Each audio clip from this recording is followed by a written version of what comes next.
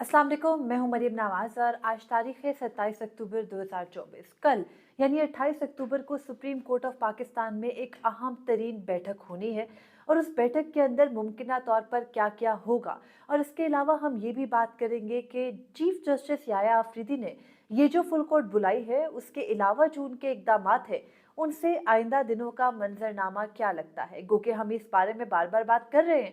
कि chief justice याया Afridi unpredictable हैं, लेकिन हमें ये भी देखना है कि एक अनप्रिडिक्टेबल इंसान के कुछ इक़दामात उनकी क्या जो भी उनका लाएअमल है वो कैसे वाज़े करता है। तो गुज़िश्ता रोज़ से अब तक जो कुछ हुआ, यानी ये भी ख़बरें सामने आई कि जो एक सुप्रीम कोर्ट की सिक्योरिटी पर मामूर एसपी हैं उनको फ़ारिग कर दिया गया है, उनका तबादला करने के अहकामात दे दिए हैं चीफ जस्टिस ने, क्योंकि वो खुश नहीं हैं, उनके साथ कुछ नाखुशगवार वाक़या पेश आया। वो वाक़या ये था कि सुप्रीम कोर्ट ऑफ पाकिस्तान में ज़राए के मुताबिक एक यूट्यूबर जो कि मस्जिद है, ऐसा है कि हम सुप्रीम कोर्ट में एंटर होते हैं, जो लोग आए हों जिन्होंने देखा हो उनको मालूम होगा। हम सुप्रीम कोर्ट में दाखिल होते हैं तो कोर्ट रूम नंबर 1 जो है, उस कोर्ट रूम नंबर 1 के बिल्कुल नीचे मस्जिद है। और वो मस्जिद, वहाँ पर वकला भी नमाज़ पढ़ते हैं, सुप्रीम कोर्ट का स्टाफ भी और इसके अलावा जज साहिबान भी। तो हुआ कुछ इस तरह कि कल यानी हफ्ते को कोई यूट्यूबर अंदर मस्जिद में था और वहाँ पर चीफ जस्टिस याया आफरीदी नमाज पढ़ने के लिए आए। तो उन्होंने जब वो नमाज पढ़ रहे थे तो ये कहा जा रहा है कि वहाँ पर एक यूट्यूबर ने उनकी तस्वीर बनाई। अब इस अमल के बाद चीफ जस्टिस याया आफरीदी कुछ ज़ाहिर है उनको गुस्सा आया कि एक नमाज पढ़ते हुए बंदे की और चीफ जस्टिस की पिक्चर बनाई जाए। उन्होंने अपने चैम्बर में जाकर पूछा, सिक्योरिटी को बुलाया, तो जो एसपी सिक्योरिटी हैं जब उनके बारे में उन्होंने सवाल किया कि वो कहाँ हैं, तो पता चला कि वो किसी मीटिंग के लिए निकले हैं और उसके बाद फौरी तौर पर गुस्से में उनके तबादले के अहकामात जारी कर दिए गए। अब इस पूरी सिचुएशन, पूरी सिनेरियो में ये ज़राए से ख़बर है और ये जियो पर छपी है, तो मुझे ये नहीं मालूम कि जो ये पूरा वाक़या है, ये एग्ज़ैक्टली इसी तरह है या नहीं। लेकिन जो मैं जानती हूँ वो ये है कि चीफ जस्टिस याया आफरीदी मीडिया को तो उनको कोई वो मुखालिफ नहीं है कि मीडिया नहीं होना चाहिए, लेकिन ये कहा जाता है कि वो सोशल मीडिया इस्तेमाल नहीं करते, यानी वो नहीं देखते कि यूट्यूब पर यूट्यूबर्स उनके बारे में क्या राय रखते हैं, वो नहीं देखते कि सोशल मीडिया पर लोग उन्हें किन अल्फाज में याद कर रहे हैं। गो कि ये एक जज के लिए बहुत ही हेल्दी एक्टिविटी है, लेकिन हम ये भी इस बात का भी एतराफ़ करते हैं कि जब आप एक ऐसे माशरे में रहते हैं और एक ऐसी दुनिया में रहते हैं जहाँ टेक्नोलॉजी ड्रिवन माशरा है, तो वहाँ पर कोई शख्स खुद को इतना अलूफ कैसे रख सकता है, चीज़ों से दूर कैसे रख सकता है। तो चीफ जस्टिस याया अफरीदी के बारे में ये बात दुरुस्त है कि वो कोई सोशल मीडिया इस्तेमाल नहीं करते, उनके पास स्मार्टफोन नहीं है, वो पुराना नोकिया का बटन वाला फ़ोन 3310 गालिबन इस्तेमाल करते हैं और उसी के ज़रिए जो अपनी बातचीत है या कॉन्टेक्ट है वो रखते हैं अपनी फैमिली मेम्बरान के साथ। अब ऐसे में मैं मुद्दे पर आती हूँ, मसला क्या है? बहुत से आपको पता है सोशल मीडिया का दौर है, आजकल जिस शख्स के हाथ में मोबाइल है वो अपने आप को सहाफ़ी गर्दान लेता है, ये बात दुरुस्त है। मुझे ये बात कहने में कोई मैं मतलब आर महसूस नहीं करती, अपनी गलतियों को गलती कहना चाहिए। हमारे जो प्रोफ़ेशन है सहाफ़त का, इसके अंदर बहुत कुछ ऐसा आ चुका है या बहुत सी ऐसी एडिशंस हो चुकी हैं, जिनकी बहुत से अच्छे भी उसके कुछ रुख हैं और कुछ बुरे पहलू भी हैं। तो जो पॉज़िटिव पहलू है वो तो यही है कि ज़ाहिर है इन्फॉर्मेशन का फ़्लो बेहतर हो गया, कहीं पर नहीं है हम मौजूद तो हमें मिल जाए। लेकिन जो एक बहुत ही मनफी पहलू है वो ये कि सहाफ़ती इक़्तिदार बिल्कुल ख़त्म होते जा रहे हैं, अखलाकियात बिल्कुल ख़त्म होती जा रही हैं। हाथ में मोबाइल पकड़ा, किसी से कुछ भी कह दिया, किसी के कुछ भी करते वीडियो बना ली, ये एक ऐसी एक्टिविटी है जो कम से कम मैं ज़ाती तौर पर पसंद नहीं करती। मुझे नहीं पसंद कि मैं किसी शख्स के सामने कैमरा खोलकर खड़ी हो जाऊँ और मैं उसको कुछ भी कहना शुरू कर दूँ कि अगर उस शख्स की इजाज़त नहीं है। जो बेहतरीन तरीका है वो यही होता है कि जब आपके पास इस किस्म का मौका हो, आप सामने वाले बंदे से बातचीत करने की कोशिश करें, उससे उसकी राय जानें, उसके बाद उससे ये पूछें कि भई हम आपकी वीडियो बना लें, आपसे सवाल पूछ लें और उसके बाद बनाया जाए। ये प्रॉपर तरीका यही होता है जो सिखाया जाता है, जो पढ़ाया जाता है। लेकिन आजकल कुछ ज़ाहिर है कि तरीक़ेकार बदल गया है और कुछ चीज़ें रिवायात बन जाती हैं, वो भी बन चुकी हैं। लेकिन इस पूरी सूरत-ए-हाल के अंदर जो एक बहुत बड़ा मनफी पहलू है वो ये है कि अब चीफ जस्टिस याया अफरीदी के बारे में जो एक तासुर है कि वो मीडिया को पसंद नहीं करते या उनका दौर मीडिया के बारे में सख्त होगा। गो कि मैं पहले दिन से ये बात कर रही हूँ और इसी जो एक मेरे पास जो एक इसका की दलील है वो यही है कि चीफ जस्टिस याया आफरीदी क्योंकि खुद इस्तेमाल नहीं करते मीडिया और बहुत ज़्यादा मीडिया फ्रेंडली है नहीं, देखते नहीं हैं, तो जाहिर है कि वो मीडिया के हवाले से कुछ बहुत अच्छा ख्याल भी नहीं रखते और उनको ये प्राइवेसी का एलिमेंट भी है। गुज़िश्ता रात ये भी मालूम पड़ा कि उन्होंने सख्ती से अपने स्टाफ को ये ताकीद की है कि कोई भी गैर ज़रूरी चीज़ मीडिया के साथ किसी का इंटरेक्शन भी नहीं होगा और इसमें कोई बुरी बात नहीं है, बुराई नहीं है, ऐसा होना भी चाहिए। वो कि हमारे सोर्सेज होते हैं और जो आपके सोर्सेज होते हैं वो आपको खबर दे भी देते हैं, लेकिन हाँ ठीक है, गैर ज़रूरी तौर पर एक्टिविज़म में पढ़ना और गैर ज़रूरी तौर पर चीज़ें लीक करने से मसाइल भी पैदा होते हैं, दुरुस्त बात है। अब देखना ये है कि इस पूरी सिचुएशन में एक अहम तरीन इजलास कल चीफ जस्टिस याया आफरीदी करने जा रहे हैं। इस पूरे पैराहे में जो मैंने आपको सिचुएशन बयान की, इसमें यह भी मुमकिन है कि वो वहाँ पर भी ये बात करें कि भैया आपने मीडिया को इतना सर पे सवार कर रखे, क्योंकि मीडिया एक बहुत बड़ा फैक्टर है। हम ये बात अवॉइड नहीं कर सकते कि हमने देखा चीफ जस्टिस काजी फैजीसा के दौर में, साबिक चीफ जस्टिस के दौर में, कि किस तरीके से मीडिया के ऊपर अटैक्स किए गए, किस तरीके से मीडिया के बनने वाली परसेप्शन के जिद में आकर भी या सोशल मीडिया पर अपने खिलाफ होने वाली एक्टिविटीज़ पर भी उन्होंने अपनी इग्नोरेंस, अपना तकब्बुराना एक रवैया जारी रखा। तो बहुत ज़रूरी है कि एक जज उन चीज़ों से खुद को अलग रखे, महफूज रखे, या फिर इतने बड़े दिल और दिमाग वाला हो कि अगर वो देखे तो उसको अफेक्ट ना करे। लेकिन हमें पता है कि एक ह्यूमन साइकी है, एक आम दिमाग, एक जो वर्केबल दिमाग होता है, वो जब कोई चीज़ देखता है तो उसको इग्नोर नहीं कर सकता। अब कल सुप्रीम कोर्ट ऑफ पाकिस्तान में जो फुल कोर्ट होनी है, जाहिर है कि ये तो एक तासुर बन गया, उसकी बुनियाद पर मैं बात कर रही हूँ, लेकिन उसमें अहम तरीन मामलात ज़ेरे बहस आ सकते हैं। मेरे नज़दीक जो तीन बड़ी जो चीज़ें डेवलपमेंट्स इसके अंदर डिस्कस हो सकती हैं, वो सबसे पहले ये है कि supreme court practice and procedure act जो आया, जिसके मुखालिफिन बहुत से जजेस उस फुल कोर्ट का हिस्सा होंगे। जाहिर है सुप्रीम कोर्ट के 15 जजेस तो अगर एडहॉक को नहीं बिठाया जाता, रेगुलर जजेस को बिठाया जाता है, तो 15 जजेस चीफ जस्टिस याया आफरीदी के साथ उस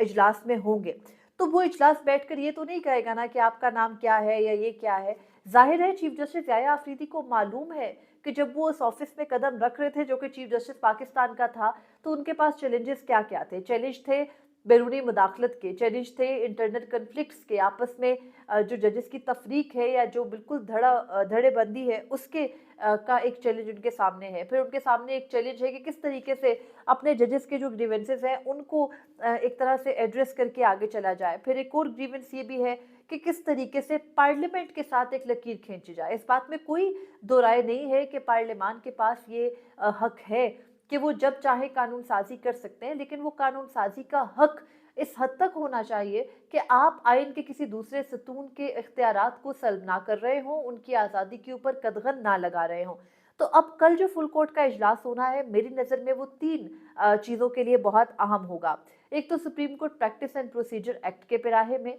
कि किस तरीके से उसको लेकर चलना है। आपने एक मरतबा दरवाज़ा खोला, वो दरवाज़ा खुल गया, गो के जस्टिस याया आफरीदी भी हक में थे कि पार्लियामान का इख्तियार है, लेकिन उस दरवाजे के खुलने के बाद हम खुद देख रहे हैं कि किस तरह से अदलिया के अंदर बार बार पार्लियामान को जब लगता है कुछ ठीक नहीं है, जैसे अब ये कहा जा रहा है कि अगर चीफ जस्टिस याया आफरीदी ने कमेटी की साख्त बहाल कर दी है, जस्टिस मंसूर अली शाह, जस्टिस मुनीब अख्तर को ऐड कर दिया है, तो हुकूमत पाकिस्तान एक और ऑर्डिनेंस के जरिए या सादा कानून साजी के जरिए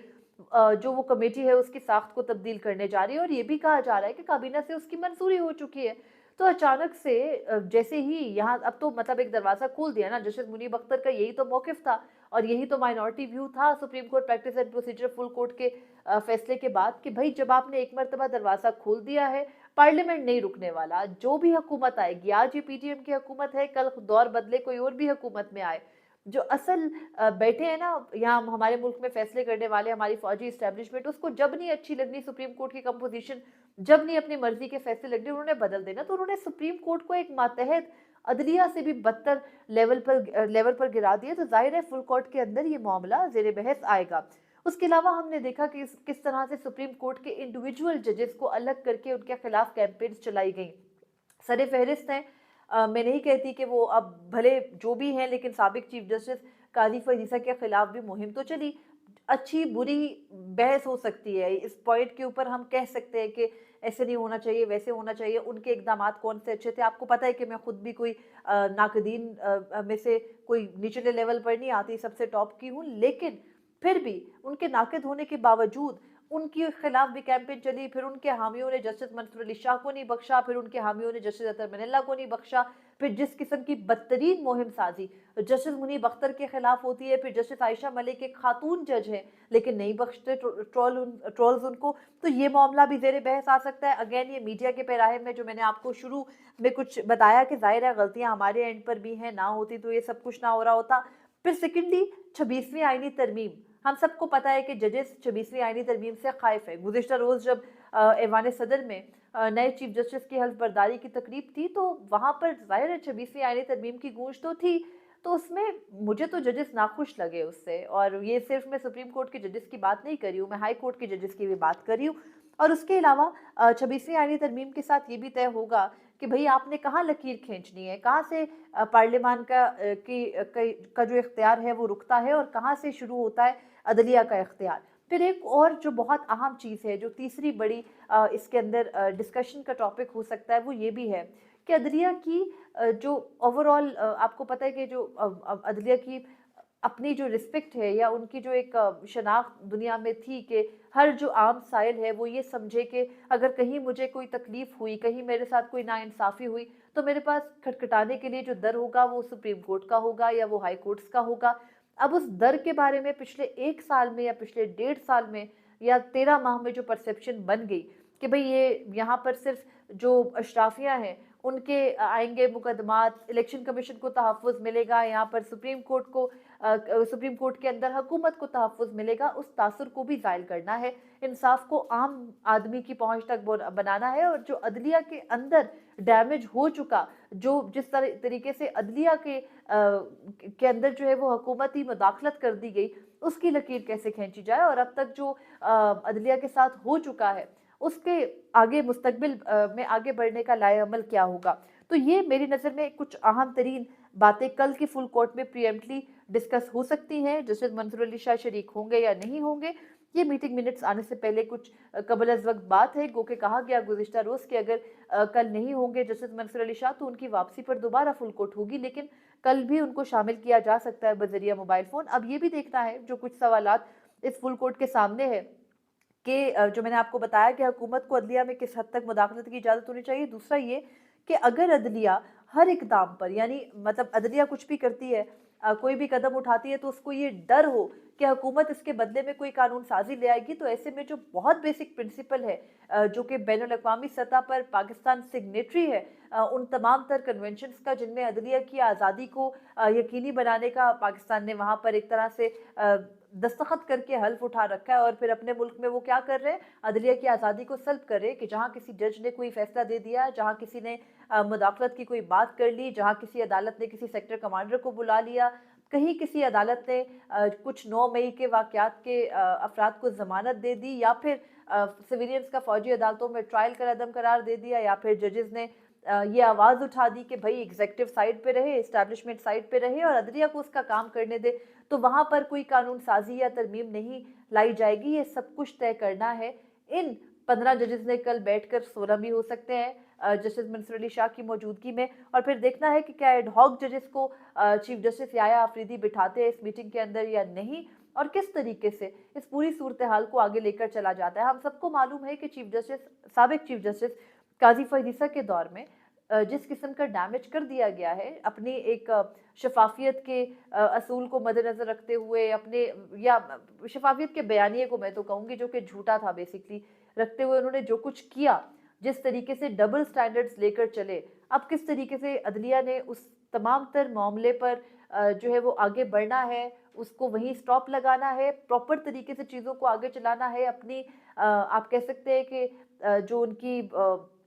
अपनी जो अदलिया की रिस्पेक्ट है उसको किस तरीके से अदलिया ने बहाल करना है, ये सारे फैसले कल बैठकर उस फुल कोर्ट मीटिंग के अंदर प्रीएम्प्टली करने की कोशिश की जाएगी और मुस्तकबिल में आगे बढ़ने के बारे में भी सोचा जाएगा। और पार्लियामान को उसकी हदूद और अदलिया को अपनी हदूद समझने के लिए कल ही ये एक गुफ्तगू का आगाज़ अदलिया की जानिब से बाज़ाब्ता तौर पर हो रहा है, तो कल दिन 1 बजे जो फुल कोर्ट मीटिंग है चीफ जस्टिस याया आफरीदी ने बुला रखी है, लेकिन आमतौर पर अमूमी तौर पर ये फुल कोर्ट मीटिंग्स हुआ करती हैं, थोड़ी लेट हो जाती हैं, ज़ाहिर सुबह में बेंचेस होंगे और उसके बाद फिर हमने देखना है कि क्या आउटकम निकलता है इस फुल कोर्ट मीटिंग से और किस तरीके से हुकूमत को उसकी हदूद या उसके दायरे में रहने की तलकीन की जाएगी या नहीं की जाएगी, ये भी देखना है। लेकिन मेरी इत्तला के मुताबिक मुतअद्दिद जजेस खाइफ हैं जो जिस तरीके से हुकूमत अपने इकदाम करी है। तो कल अहम तरीन दिन है नए चीफ जस्टिस के, आप कह सकते हैं कि प्रैक्टिकली अदालत में ओपन कोर्ट में पहला दिन होगा। उन्होंने 8 बेंचेस बना रखे हैं, हर बेंच 2 रुकनी है और उससे भी ये रिफ्लेक्ट होता है कि चीफ जस्टिस याया आफरीदी को मुकम्मल इदराक ये भी है कि क्योंकि आईनी मुकदमात तो किसी ने सुनने नहीं है, मामूल के मुकदमात हैं जिनमें से कोई भी आईनी नोयत का नुक्ता निकल सकता है और उसने in the end of the day उस आईनी बेंच को ट्रांसफ़र होना है जो अभी क़याम अमल में आया ही नहीं है। तो ये पूरी सूरत हाल कल के दिन में होगी। सुप्रीम कोर्ट ऑफ पाकिस्तान में कल की जो डेवलपमेंट होगी वो आपके सामने कल ही रखेंगे, लेकिन अभी तक के लिए इतना ही था। मुझे इजाज़त दीजिए। अल्लाह हाफ़िज़।